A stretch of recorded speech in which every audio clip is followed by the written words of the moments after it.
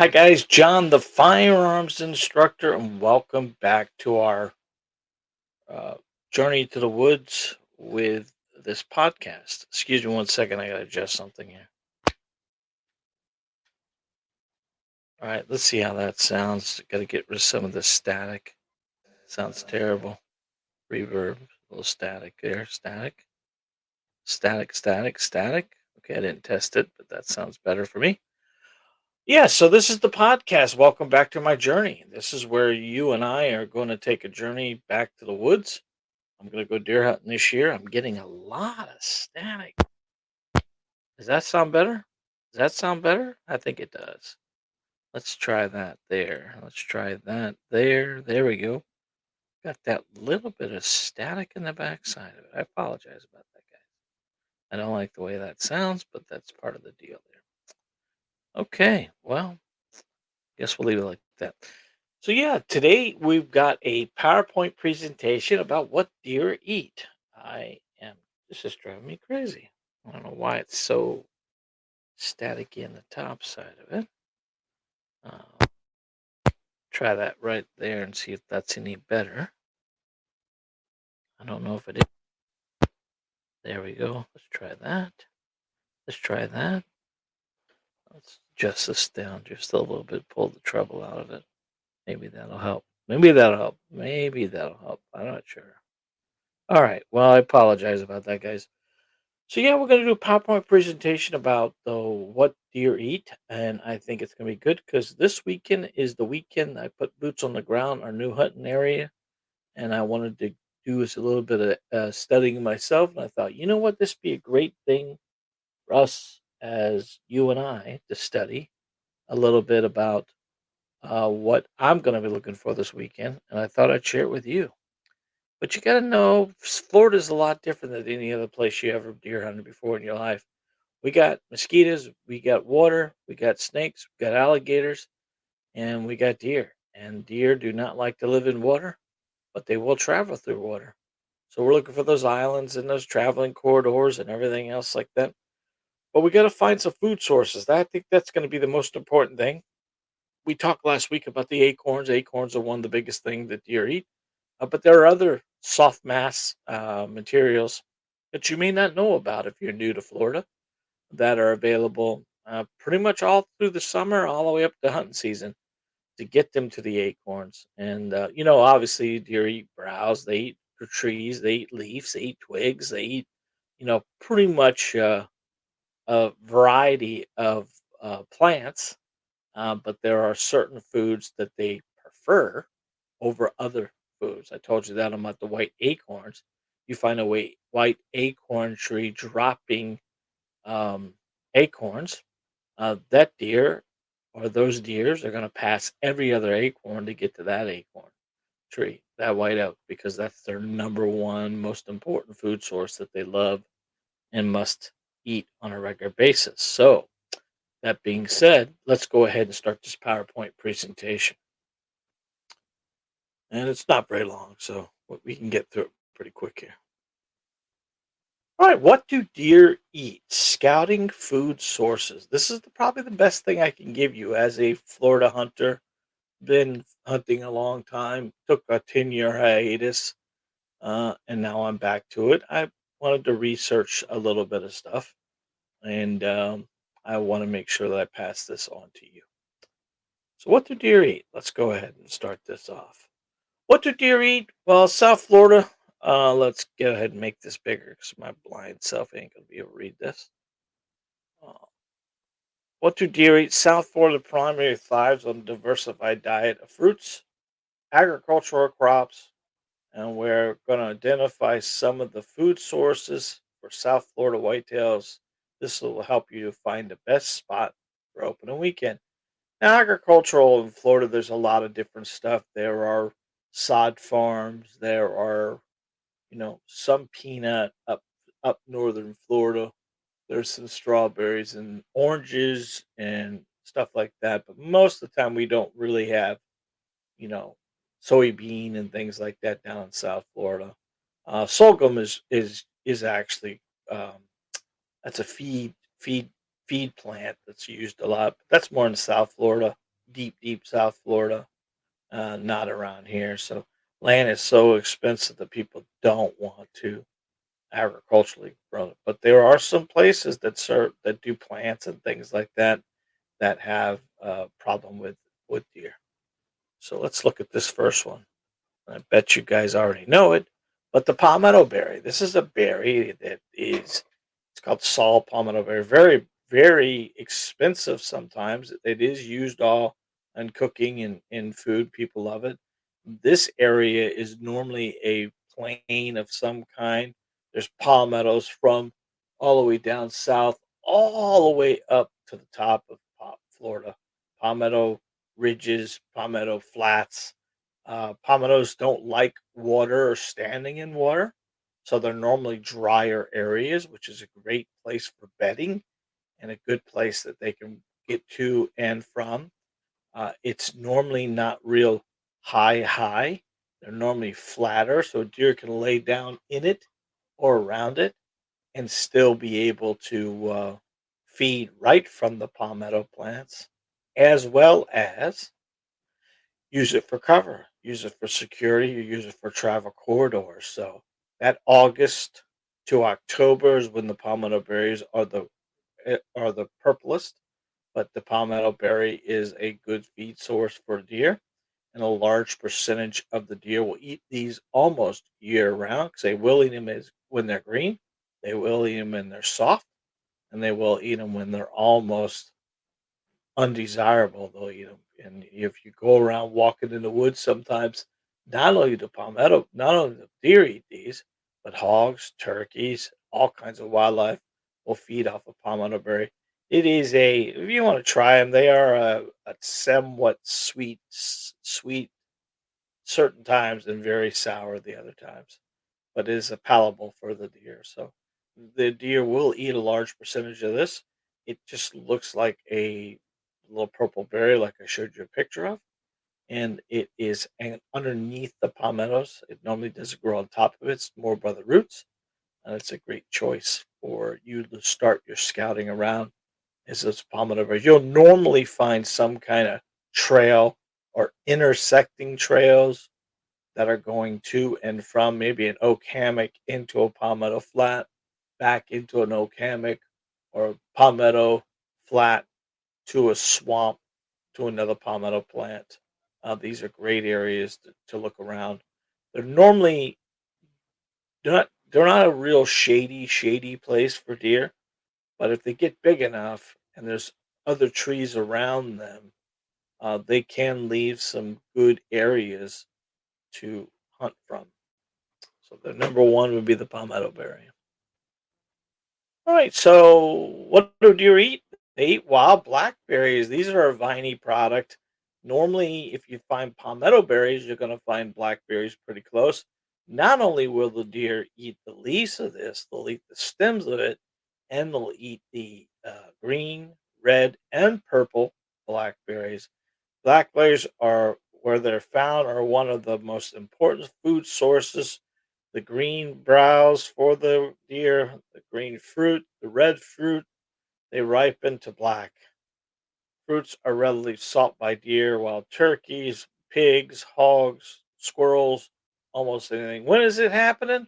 Late summer to fall. This is another good little thing you can kind of put in the back of your mind and start checking the leaves and see if the leaves are being nibbled on and things like that. These are going to be close to grit. These are going to be viney with thorns. So they're going to be big bushed up. They'll be around trees, pine trees. They'll be around other areas. But it will make a nice corridor for deer. It normally is a not too much higher than 3 or 4 feet high, but it will spread like wildfire. So it'll spread and vine up, and it looks very thick, thick, thick. Chances are you're not too far from this at all times, and because they eat the leaves, the twigs, and all times of the fruit, whether it's green, red, or purple, it's a good thing to pay attention to when you're physically looking. These will be on trail roads. These will be on fields. These will be underneath scrubs. There's a lot of places you can find these. Visually, I've ate them. They're really good when they're purple. When they're red and green, they're very sour. But again, something else besides acorns. Remember, if there's no acorns falling or the undesirable acorns falling, they're going to hit these as well. All right, let's go on. Now we call it the wild grape, but this muscadine. This is a wild grape thing that happens in Florida. Another viney plant. No real thorns on it, but it grows big leaves. The deer not only do they like the vines, they'll eat them. They'll eat the leaves. They'll eat the grapes. They'll gorge themselves really, and they can suffer intentional problems with these. I've seen deer that get very sick by eating a bunch of these, but like anything else, it's their sweet tooth. They want to do that. Wild grapes are birds, turkeys, hogs, whitetail. This is a fruit that's available almost all fall. It starts around July, late July, and goes all the way to November. Later part of the year, once we get a couple cold snaps, which our cold snaps really don't hope it happen until after Christmas, somewhere around February or something like that. But these start to die off as they get cool, as it gets cold or colder. They thrive, they thrive in hot temperatures. You'll see when you start looking at the scat from other animals, how become they become very purple, and it's from these grapes and from the wild raspberry, and you can kind of see where you are there. But all kinds of animals hit these, and they are all over Florida. I wouldn't say it's a great place to ambush a deer at, but it adds into the facility of what other stuff around it. You take this plus that plus this, it starts adding up to maybe a great place to put a camera, put a scouting camera or something like that, to see what's out there. Remember, this time of year, the bachelor bucks are still together. They're not separating up until about the first, second week of rut. So you could start identifying your animals and trying to figure out where they are and where they aren't. This type of stuff will be close to bedding. They could bed in it or around it, but they're going to be close to it. That if they are in it, these are the type of stuff that if they raise their head, they could look over top of it. But if they tuck their head down, you'd probably walk right by them and not even see them. So good thing to look for: the muscadine or the wild grape. You know, deer eat a ton of stuff. Now, I just took a picture of this palmetto flat. You could see the palmettos that are in there, as well as all the high green myrtle bushes, and the grasses, the high grasses. These are going to be preferable. Um, it's good. It gives them a good browse feed. Stuff like this towards edges. I'm not really crazy about going to the middle of this field. There's nothing holding a deer into one place or another. But if you took something like this and had like an island of oak trees in the middle of it, maybe a ways away, that you might be able to sneak into, that may hold them deer more than anything else. This is good cover. This is good browse. It could make great bedding. And as it gets further and further along the hunting season, they'll go to places like this that not they don't have to stand up, or they can be standing up and have their head down and not be seen. That doesn't look like it's very tall, but the average would be somewhere around 3 to 5 feet. And here in Florida, a deer head over 6 feet would be unusual. Our our big bucks are 160 to 180 pounds, and from the ground to the floor, about 5 foot 5, 5 foot 8, maybe. You get a big rack, you could be top of the rack could be maybe 6 foot if that was.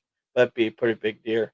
These forbs like this, these areas like this, deer use them all year long. It's more of the edges or the travel corridors you should be looking at, not in the center of this. Obviously, this would be a great rifle hunting place if it had draw something to it. Let's say, for instance, you found a place like this with a big, maybe an acre worth of water oaks, scrub oaks, some kind of patchy area that may draw deer to it, would be a great place for rifle hunt as well. Not the greatest place to spot and stalk. Uh, if the temperatures in Florida got to the teens, these areas like this deer love because they can get out in the middle of it and warm up because the sun's going to bake them pretty good all day. And that's what they would want, get out of that cold, like just like us. We wouldn't want to be in the cold. We want to be in the wind. Your scent on this stuff would cover a lot further because it's not as high, but those palmettos don't blow right or left or up or down, they just blow. So not a bad place to look. It's a good place to maybe put you got an edge of an area, like a transition point between the pine trees and palmettos, or cypress head and palmettos, or an oak flat and palmettos, and maybe put a tree stand out there during rifle season to maybe look a little further, get a longer poke at a shot there, uh, 200 yards or so, as long as you can make the shot comfortable. You won't really find a lot of smart bucks walking in all this stuff, but during the rut, they all become stupid after a while. And if the a doe's out there and she's in heat, or she's in rut, the big buck's gonna go there. All right. So if you're lucky enough to find these two fruits in Florida, now I've hunted areas where they were old plantations or uh, and I wouldn't say plantations, but homesteads that were out there. In a Immokalee with OK Slough was, there was a swampy area that had a backside of an old plantation or homestead, and they had 12 or 15 wild orange trees. Now you can't eat these oranges, but they grow and they look scraggly and they look terrible. And when those oranges hit the ground, every animal in the area is eating them: birds, turkeys, deer, hog. So something like an orange grove, or because the orange grove, as it begins to bloom, the guys who owned the orange trees years ago, I had permission to hunt an orange grove in Port Charlotte, and that old man used to call us all the time and go, "Hey, them deer eating they're rubbing on my orange trees and they're doing all that stuff." And get over there. He had tags that we could actually go in and take deer in certain times of the year, and we love going in there because during archery season, those actual orange grove trees were perfect 25-yard shot, 20-yard shot according to where they were, and you could walk up and down, scout them almost, or still hunt them and catch looking at deer's feet as they're eating from the orange trees, as well as hogs and turkeys as well. So it was kind of fun. Wild oranges and persimmons. Now you don't get a lot of persimmons trees in Florida. If you're lucky, you may find one or two, especially in South Florida as you get further up. But every animal loves a persimmon tree. So these two are fruits that are available. Doesn't mean you're going to find them. But if you do find them, hang your hat on them, especially if they're beginning to bloom or drop. They don't really, this picture of this buck is taking it off the tree, but most of the time they're eating them off the ground. It's a lot easier for them. Same thing with acorns and things like that. They like them when they drop to the ground, rather than them trying to get on their hind legs and try to get it out of there. But these are magnets. If you get an opportunity to find something like this, sit around, look around.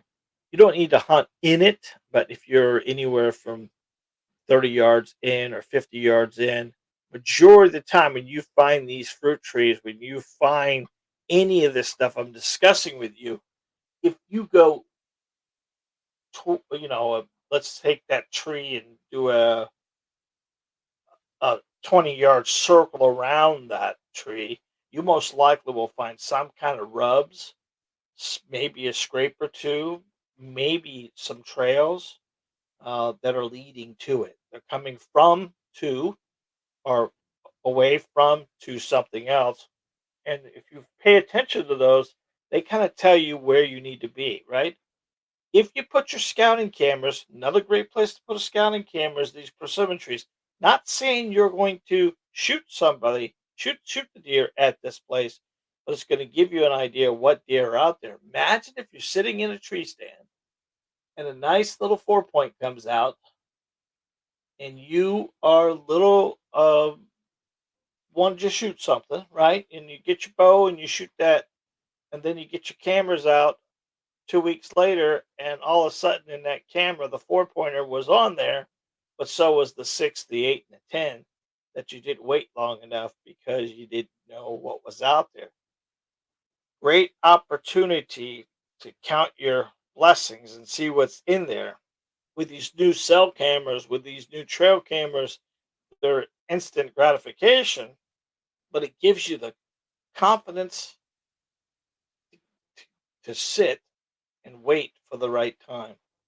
Um, deer naturally they are nocturnal until the rut starts, and then it becomes a little switch there. They switch to a certain point. A lot of times changes the deer's movements and patterns as they get closer and closer to feeling the pressure of hunting season. That's why I like bow hunting. That's why like a lot of people don't do it, and the people who do it are passionate about it. And there's less people in the woods versus the deer hunting season where they're rifle shooting and stuff like that. Now, where I have my lease, we only use shotguns at that place. It's a management area, but they only do shotguns, which it is a pay to get in kind of deal, but it's paid for the year.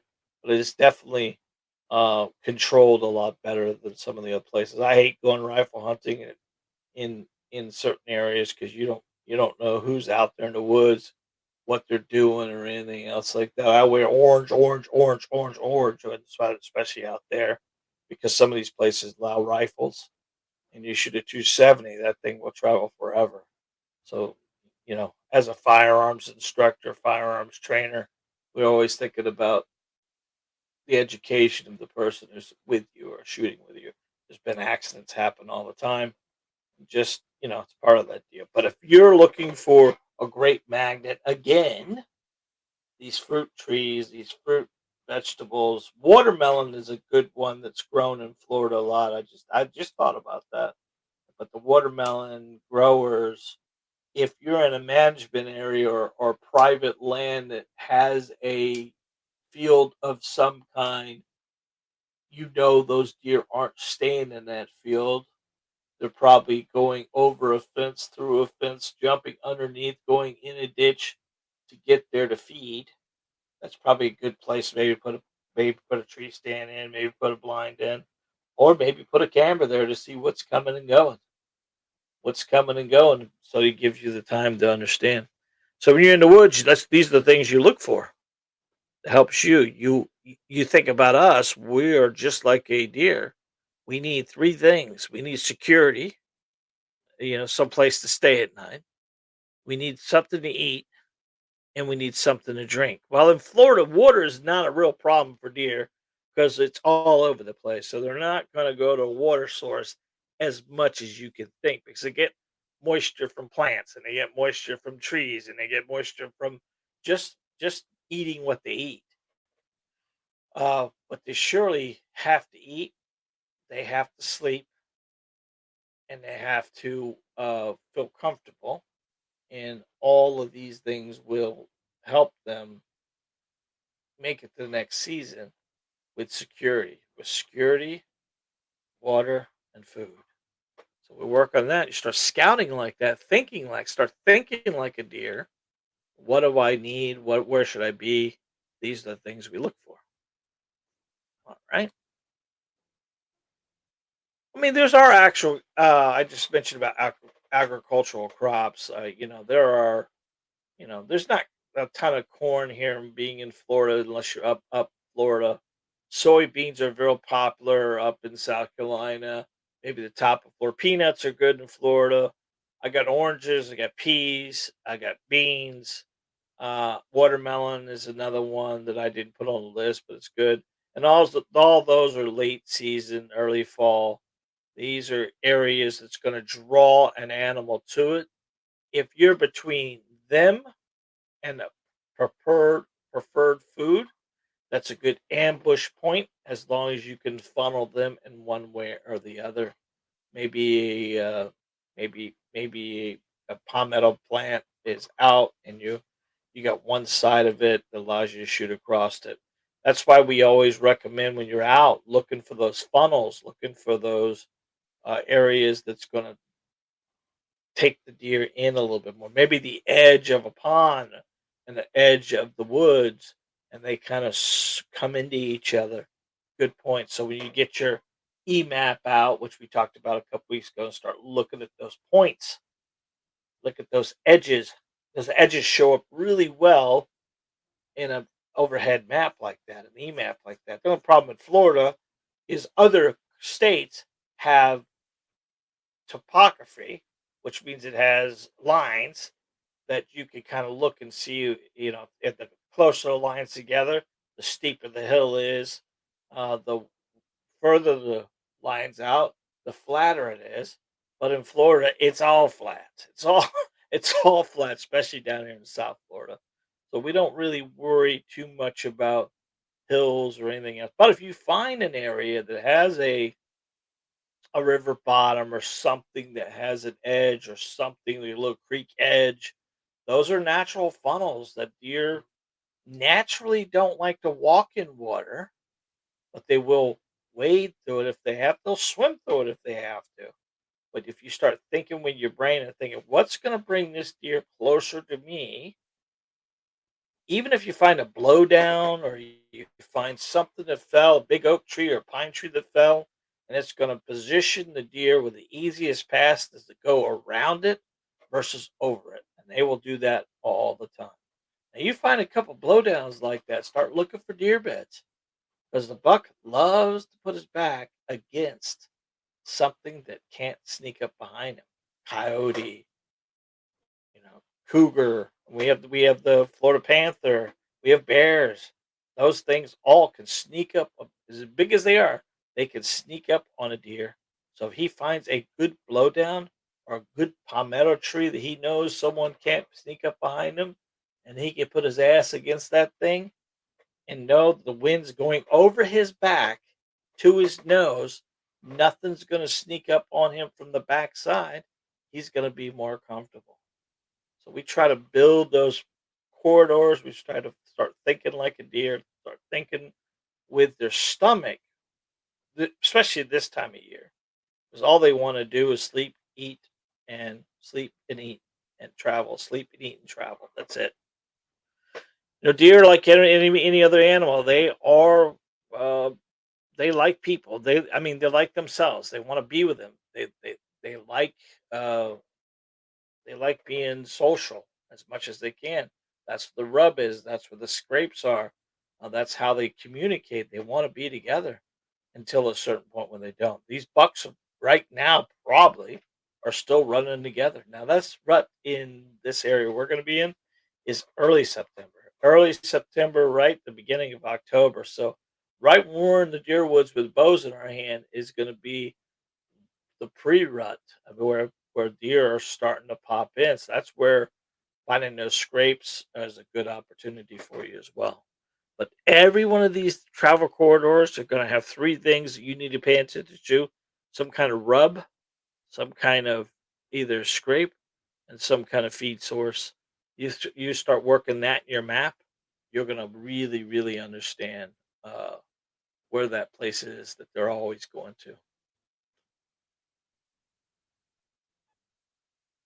And then, like, we can't stop thinking about acorns. This is the one of the things that I do.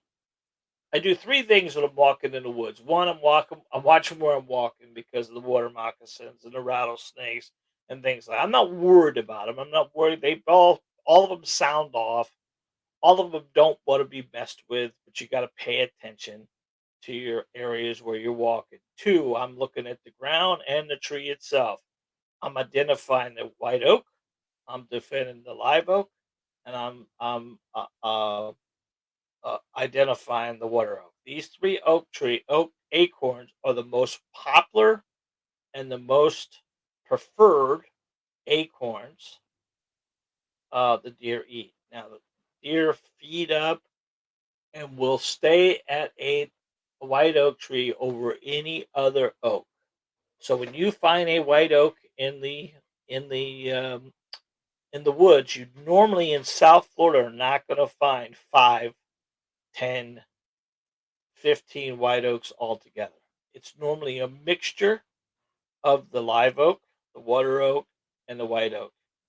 And normally the white oak is going to be more in that palmetto-ish, sandy, pine tree-ish area, but it's going to be on the edges, maybe in the middle a little bit. These trees get big, but the challenge of them is they don't like a lot of water. They don't like being in water, like being in sandy areas. Um, but when you find an oak tree that's going to drop or has a lot of them on there and hasn't dropped yet, there's where you need to put a pin. There's where you need to put a pin and keep checking it. This is where I would find, which we're going to find out this weekend when we go together. I'm going to try to find two or three white oaks in two different areas, a couple different areas, and see if we can put a camera on one of these cell cameras, and see what whitetails are there. Because if it's if it's beginning to drop or about to drop on any of these, it's like ringing the doorbell. It's ringing the dinner bell. They're going. They're going. You're looking for green acorns to be dropping in late summer to late fall, and it's all not one time. This is the greatest thing ever about this, is because you can find a tree that drops immediately. This same place, me and Johnny years ago got into an area. We got a tree stand. I had a climber. No, I had my strap on, and I put Johnny in a ladder stand, and I sat next to him in the strap on. And I don't know. I probably got hit in the head like 25 times by acorns that day. So I can tell you, they were falling like you would not believe. And the white-tailed deer that were coming in that we had never even knew they were there. Ton of does. They were just we were inundated. Now we were not even 25 feet, 25 feet from a major trail, but the trail itself, it was a big bushy wall of myrtle bushes, so you couldn't see in there. We cut our way in there, and once we looked in there, you looked, it opened up, and there was rubs all up and down there. So we waited, waited. We could have shot a doe 4 or 5 times that day because they were right underneath the stand, and but I was waiting for the buck, and it just never happened. So that later that night, Johnny and I are sitting there, and I said to Johnny, "Okay, you want to take the shot?" And he goes, "Yeah." So I'm sitting there, I go, "All right, now 20 yards." And when he shot it, he shot right over the deer's back. And I said, "All right." So Johnny had a bow. I think he only had 3 arrows with him, except That's all we had at the time. So I said, all right. It fed off. It didn't even know it was shot at. It fed off and it came back. Now it was like 15 yards from the stand. I said, all right, 15, 15, John. Use your other pin.